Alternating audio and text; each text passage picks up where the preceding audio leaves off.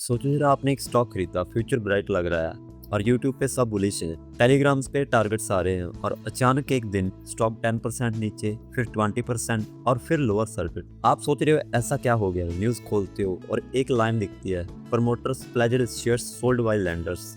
बस यहीं पे गेम ओवर हो जाता है, ज्यादातर रिटेलर्स का। सच ये है दोस्तों, स्टॉक क्रैश अक्सर रिजल्ट के दिन नहीं, प्रमोटर्स के डिसीजंस के दिन स्टार्ट होता है। और प्रमोटर प्लेजिंग एक ऐसा साइलेंट सिग्नल है जो पहले इग्नोर होता है लेकिन बाद में पोर्टफोलियो को चिल्ला चिल्ला के याद दिलाता है। अगर आप इस सिग्नल को समझ गए तो आप सिर्फ पैसा नहीं कमाओगे, बड़े लॉसेस से भी बच जाओगे। आज हम बात करने हैं पार्ट 1 में प्रमोटर प्लेजिंग असली मतलब क्या है। फाउंडेशन समझो पहले। स्टॉक मार्केट में पैसा बनाना जितना एक्साइटिंग लगता है उतना ही रिस्की भी होता है, और जो लोग बिना रेड फ्लैग समझे इन्वेस्ट कर देते हैं वही लोग क्रैश के टाइम सबसे ज्यादा लॉसेस में जाते हैं। और आज हम बात करने वाले हैं कि बहुत इंपॉर्टेंट क्रैश सिग्नल्स के बारे में, प्रमोटर प्लेजिंग। ये टॉपिक थोड़ा बोरिंग लग सकता है लेकिन अगर आप इसको ध्यान से समझ गए तो आप फ्यूचर में बड़े लॉसेस से बच सकते हो। सिंपल इंग्लिश में समझते हैं बिना टेक्निकल लैंग्वेज के।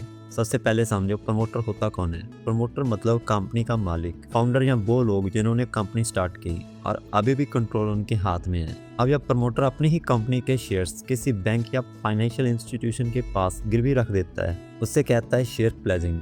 मतलब प्रमोटर बोल रहा है मुझे लोन चाहिए, मैं अपनी कंपनी के शेयर्स आपके पास सिक्योरिटी के तौर पे रख देता हूँ। सुनने में नॉर्मल लगता है लेकिन यहीं से रिस्क स्टार्ट होता है। अब सवाल आता है प्रमोटर को लोन लेने की जरूरत क्यों पड़ी। अगर कंपनी अच्छा प्रॉफिट कमा रही होती, कैश स्ट्रांग होता, तो प्रमोटर डायरेक्टली बिजनेस के पैसों से काम चला लेता है। लेकिन यह प्रमोटर अपनी पर्सनल या बिजनेस नीड्स के लिए शेयर्स प्लेज करता है, तो इसका मतलब हो सकता है कि कंपनी के अंदर पैसों का प्रेशर है और मार्केट में प्रेशर का मतलब होता है डेंजर। कई बार प्रमोटर बोलता है कि प्लेजिंग एक्सपेंशन के लिए है, नए प्रोजेक्ट के लिए है या ग्रोथ के लिए है। ठीक है, मान लेते हैं, लेकिन प्रॉब्लम तब होती है जब ये प्लेजिंग टेम्परेरी ना हो बल्कि ये क्वार्टरली बढ़ती ही जाए। अगर एक साल पहले 10% शेयर्स प्लेज था, फिर 25% और फिर 40% और फिर 60%, तो वह ये सिर्फ कॉन्फिडेंस नहीं हो सकता, ये एक क्लियर सिग्नल होता है कि प्रमोटर खुद स्ट्रगल कर रहा है। और दोस्तों एक बात याद रखो, प्रमोटर सबसे ज्यादा कंपनी के अंदर की रियलिटी जानता है। बैलेंस शीट में जो दिखाया जाता है और ग्राउंड रियलिटी में जो होता है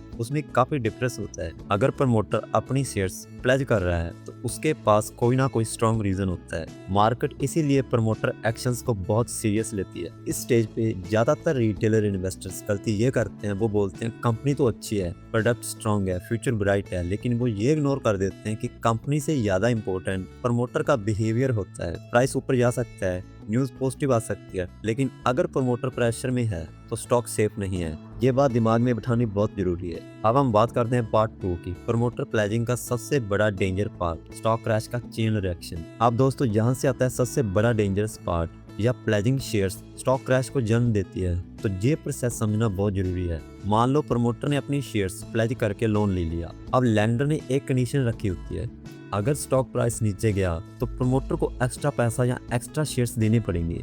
इसे कहते हैं मार्जिन कॉल। अब प्रॉब्लम तब होती है जब मार्केट ओवरऑल वीक हो या कंपनी के रिजल्ट खराब हो, स्टॉक प्राइस गिरता है। जैसे ही प्राइस गिरता है लेंडर प्रमोटर को बोलता है और पैसा लाओ वरना हम शेयर्स बेच देंगे। अगर प्रमोटर के पास पैसा नहीं होता, जो यूजुअली होता है, तो लेंडर मार्केट में डायरेक्टली शेयर्स डंप कर देता है। और जब एक साथ बहुत सारे शेयर्स मार्केट में बिकते हैं तो प्राइस और ज्यादा क्रैश करता है। यहीं से स्टार्ट होता है पैनिक। रिटेलर इन्वेस्टर्स देखते हैं कि स्टॉक रोज लोअर सर्किट लग रहा है, न्यूज आती है प्रमोटर्स प्लेजर शेयर्स सोल्ड। बस फिर क्या, लोग बिना सोचे समझे सेल करना स्टार्ट कर देते हैं। जो इन्वेस्टर्स लॉन्ग टर्म के सपने देख रहे होते हैं वो भी डर जाते हैं और स्टॉक्स कुछ ही दिनों में 40 या 50% नीचे आ जाता है। ये सब आपने पहले ही भी देखा होगा। एक और डेंजरस एंगल होता है लॉस ऑफ कॉन्फिडेंस। मार्केट ये मान लेते हैं कि अगर प्रमोटर को खुद अपनी कंपनी पे भरोसा होता है तो वो शेयर्स प्लेज नहीं करता। ये थॉट स्टॉक्स के लिए जहर बन जाता है। चाहे कंपनी का बिजनेस थोड़ा स्टेबल हो, लेकिन सेंटीमेंट इतना नेगेटिव हो जाता है कि कोई नया बायर आता ही नहीं।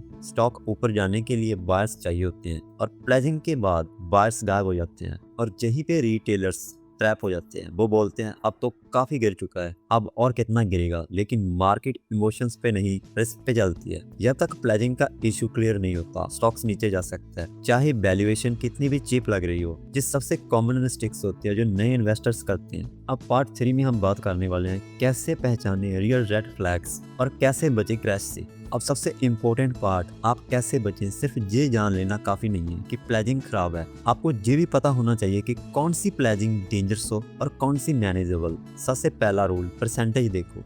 अगर प्रमोटर की होल्डिंग का 50 या 60% से ज़्यादा प्लेज हो चुका है तो ये हाई रिस्क कैटेगरी में आता है। चाहे कंपनी कितनी भी अच्छी लग रही हो, रिस्क इग्नोर नहीं कर सकते। अब बात करते हैं दूसरे रूल की, ट्रेंड देखो। अगर प्लेजिंग एक ही लेवल पे स्टेबल है और धीरे धीरे कम हो रही है तो थोड़ा सेफ माना जा सकता है, लेकिन अगर हर क्वार्टर बढ़ रही है तो ये क्लियर सिग्नल है कि प्रमोटर प्रॉब्लम सॉल्व नहीं कर रहा और सिर्फ टाइम खरीद रहा है, और मार्केट टाइम किसी को फ्री में नहीं देती। अब बात करते हैं तीसरे रूल की, रिजल्ट्स और डेप्थ साथ में देखो। अगर कंपनी के प्रॉफिट गिर रहे हैं, डेप्ट बढ़ रहा है और प्रमोटर प्लेजिंग भी बढ़ रही है तो ये ट्रिप वार्निंग है। ऐसे स्टॉक में होप इन्वेस्टिंग नहीं करनी चाहिए। मार्केट में होप पे नहीं, डाटा पे पैसा लगता है। और सबसे इम्पोर्टेंट बात, प्रमोटर सबसे पहले अपना फायदा देखता है, आपका नहीं। ये बात कड़वी है लेकिन सच है। जब सिचुएशन बिगड़ती है तो प्रमोटर अपना खुद का नुकसान कम करने की कोशिश करता है और रिटेलर इन्वेस्टर्स लास्ट प्रायोरिटी होती है। इसीलिए इमोशनली अटैच्ड होके स्टॉक को डिफेंड मत करो। अगर रेड फ्लैग्स दिख रहे हैं तो एक्सेप्ट करो और मूव ऑन करो। एंड में दोस्तों एक ही बात याद रखो, स्टॉक मार्केट में पैसा कमाना इंपॉर्टेंट है लेकिन कैपिटल बचाना उससे भी ज्यादा इंपॉर्टेंट है। अगर आप क्रैश सिग्नल्स पे ध्यान देना सीख गए तो आप लॉन्ग टर्म में सर्वाइव कर जाओगे। अगर आपको आज का टॉपिक पसंद आया तो लाइक एंड शेयर करो दोस्तों के साथ। मिलते हैं नेक्स्ट वीडियो में, तब तक के लिए धन्यवाद।